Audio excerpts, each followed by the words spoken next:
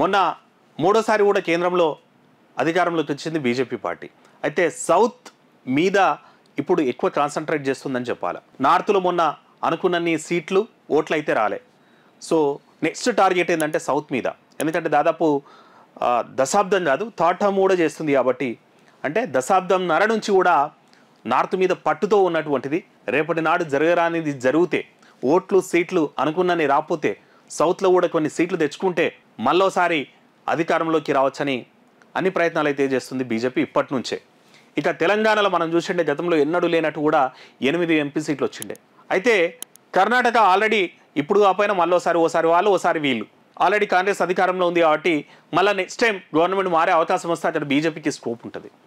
ఇక వాళ్ళకి ఎప్పుడు కూడా స్కోప్ లేని స్టేట్ ఏదంటే తమిళనాడు. అన్నమలై గారు ప్రెసిడెంట్గా ఉన్నప్పటికీ కూడా ఆశించినంత స్థాయిలో, అంటే ఓటు శాతం పెరిగింది కానీ సీట్లు అనేటువంటివి కనిపించలేదు. ఇట్లాంటి సందర్భంలో తమిళనాడులో కూడా చెట్లను తిప్పాలని అయితే చాలా రోజులుగా ట్రై చేస్తోంది బీజేపీ పార్టీ. అందులో భాగంగానే అక్కడ సినిమా స్టార్లను కూడా, అంటే ప్రజల్లో పాపులారిటీ రావాలి, ప్రజల్లో పిఆర్ ఎక్కువ జరగాలి, పబ్లిసిటీ ఎక్కువ జరగాలి, బ్రాండింగ్ ఎక్కువ జరగాలంటే బాగా నోన్ ఫేసెస్.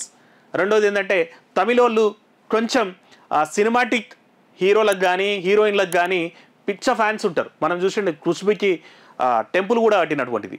ఖుష్బుని కూడా బీజేపీ పార్టీలో చేసుకున్నారు వాళ్ళు. ఇప్పుడు తాజాగా మీనా కూడా పొలిటికల్ ఎంట్రీ ఇయ్యబోతుంది అన్నటువంటిది వార్త. ఇటీవలే ఉపరాష్ట్రపతి ధన్కన్ను కలిసిన హీరోయిన్. సో త్వరలోనే బీజేపీలో చేరబోతుంది అన్నటువంటిది వార్త అయితే ప్రచారం జరుగుతుంది. మరి చూద్దాం తమిళనాడు మీద పాగా వేసేందుకు, లేకపోతే కమల విస్తరణ ఏ స్థాయిలో జరుగుతుంది, ఎంతవరకు సక్సెస్ అవుతారు, సినిమా సెలబ్రిటీలు తమిళనాడులో బీజేపీకి కలిసి వస్తారా? కాలంతో పాటు మనం కూడా వెయిట్ చేయాల్సిందే.